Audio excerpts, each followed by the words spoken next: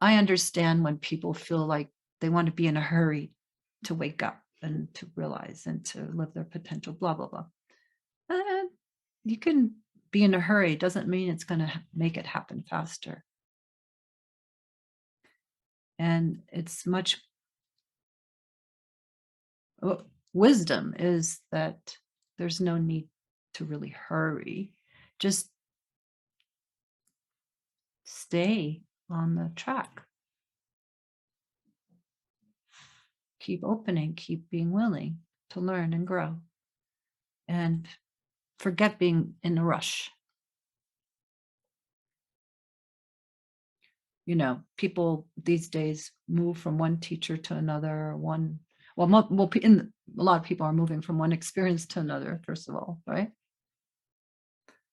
But spiritually, it's still an experience that a lot of people are looking for rather than inhabiting and from the inside out, a soul quality of yours. Oh, I'm going to this meditation with this teacher. I felt nothing. I'm going to move on, blah, blah, blah, blah. Like shopping for experiences. It's really about you, not about anybody else. But if somebody speaks your language in that moment, great. This is not about who can give me awakening. That's very immature.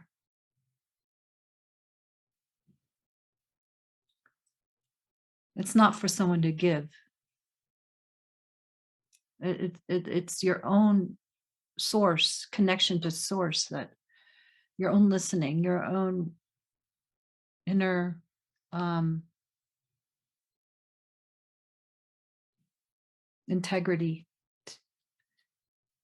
to silence, your ability to be quiet and stop inside is what makes awakening happen, not something from the outside. If something from the outside helps you, it's because it's quiet, whether it's a tree or a person or whatever. If something assists you, it's because it's vibrationally quiet and matching. Wait, kind of, I had that too, something on the outside helping, but there was a longing from the inside, and there was work that was happening from the inside that was quieting down.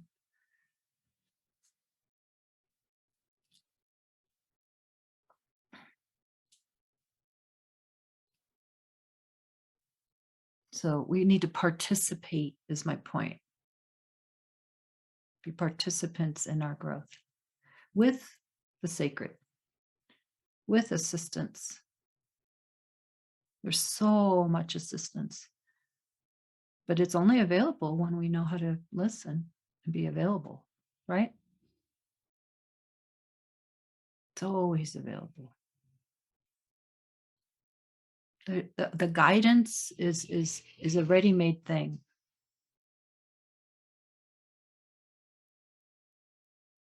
Isn't that cool?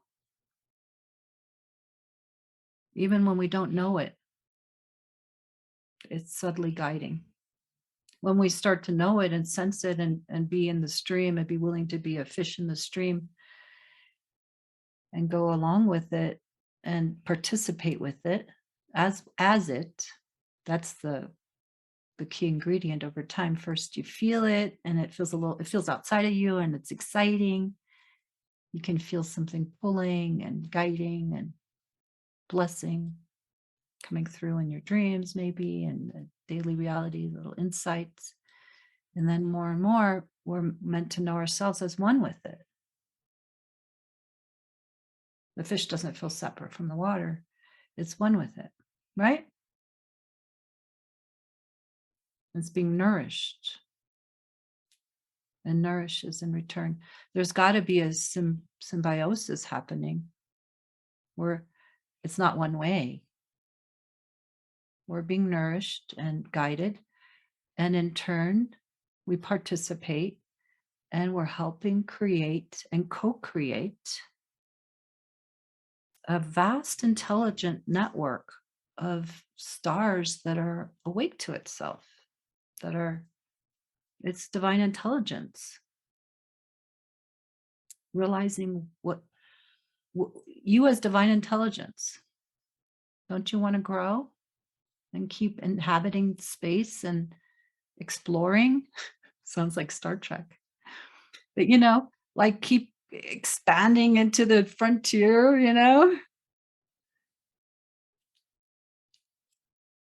and realizing what it can and embodying it. I'll finish there because we're coming close to the hour and then we're going to open it up. But so embodying body, M within, taking in nourishment, food, having it be part of your flesh and your bones and the whole gestalt of you, so that your pores are oozing soul, oozing you, oozing source, oozing being, oozing love and wisdom. Even the pain of life is part of it. It's integrating all the qualities that wake up compassion and help you become a soulful person, full of soul. You don't have to be someone spectacular in the world of form, deemed spectacular by others. It's really about you being a soulful person, full of soul. And from there, if you create something, hallelujah, whatever you create is going to have soul, contain sprinkles of you, right?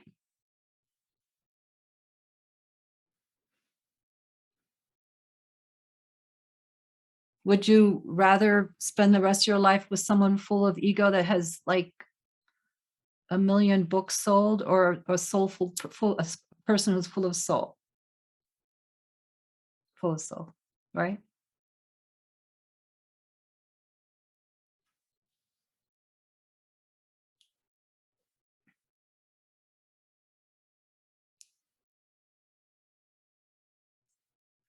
Sometimes just like, like I met this wo- lovely woman in the park. I don't know, maybe it was in the summer, maybe it was autumn, I don't remember. She was with she was probably in her 70s. She was with two other women, and one of them I knew a bit. But this one woman stood out from the three of them. And like we were all just talking, they were admiring my doggy, blah blah blah. And she just kind of held my hand. You know how some people, they just feel comfortable enough just to take your hand? I don't know where they get that from, but I want that quality. That soulful quality without making someone feel weird. Um, anyway, but it felt so good. And she just had this way. I just wanted to like literally lean into her. I don't know. Maybe she wasn't even a purposefully spiritual person, Maybe it was just like maybe she was born that way, brought that quality in, just like a loving presence. And I don't mean that we should all be like big mamas to one another or anything. We're going to be who we are. We're meant to be that unique snowflake. Even just letting people be themselves without interfering is a wonderful quality. Some people have that. Then they're not all touchy feeling, but you feel very free to be yourself around them, right? It just will manifest the way it's meant to.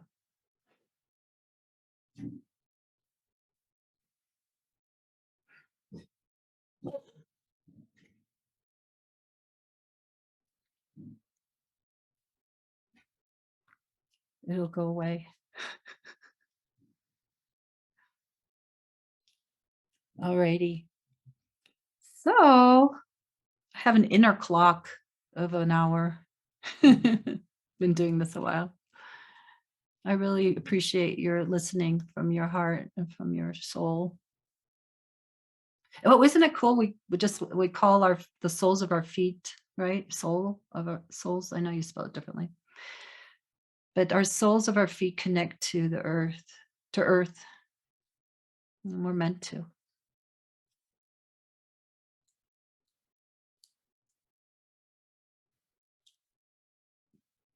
And it's okay to be a vulnerable person in life. It's okay to be sensitive. It's okay to be a bit fragile at times. It's okay to be a bit shaky because we're opening ourselves up. We don't want to be defended. You want to be nicely protected when needed, right? When you're in an unsafe place or with people who would feel unsafe, you have to be take care of yourself. But in general, it's okay. It's better to actually be a bit like a little a shaking butterfly wing. Okay? Catching a wind current, being brought to this flower and that flower because you have nuance, you contain nuance, ability to be sensitive and nuanced. Soul, tapping into soul feels a bit like that. It can feel also super, super empowering and strong. I remember one time when this energy came in, this force of power and strength, and like a masculine kind of like planting of, I have a right to be here. I'm going to claim this space. And it came from soul, like enough of this woe is me energy, if that whatever was left of that, but just some stop it. You're here, you're strong, you're capable, and you're you're meant to take up space. But the reason why it's okay to feel a little fragile, a little vulnerable and tender is because that's our growing edge. Because that means you're going into the unknown, off the path of the familiar. And there's a little bit of woo, when you go off the path of the familiar. Have you ever walked in the woods and kind of like purposely gone a little bit off the path of the familiar, just a little bit, and you kind of go, ooh, I kind of like that feeling. Don't do it too much. You don't want to get lost. And but okay. Let me see. I actually sometimes I take little notes just to see if there's something that foretelling. Ah, yeah, that I could just mention that really quick.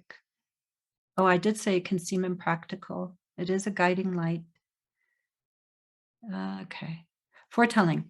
Sometimes soul tuning, sometimes you can get a sense of what's coming. And we're meant to be kind of like that's a foretelling. And I mean that's why people go to psychics is to have some foretelling. Sometimes it works, sometimes not, right? Um, but sometimes soul will give us a foretelling and it'll be like a nudge or even a knowing. And we're meant to listen to that. Okay. Pay attention. You know, well, I just moved here, but I just got the knowing that I'm not going to be here forever, you know, or just some kind of foretelling. I'm meant to go and travel here and visit this or this person. Well, this happens every day, right? To some degree, like you kind of think of someone and they call, right? Those are little soul communication lines that are connecting you with your like little spokes of the wheel to others. But sometimes soul will come in and give you a foretelling, whether it's in a dream. And just pay attention. You can strengthen your connection with soul. That's my point. Well, my last point in this hour of talking is you can strengthen your connection. It's your very own self. you know, if it would be the big S, little s, big S, and this line of communication between it, your human self, individuated self that feels very unique and particular and beautifully unique, with the larger self that has all this knowledge and information for you. Okay? Can If this resonated in any way, give me a little thumbs up so I know I'm like been on track in some way. Thank you. Yay. Oh, it makes me happy. It makes my soul happy.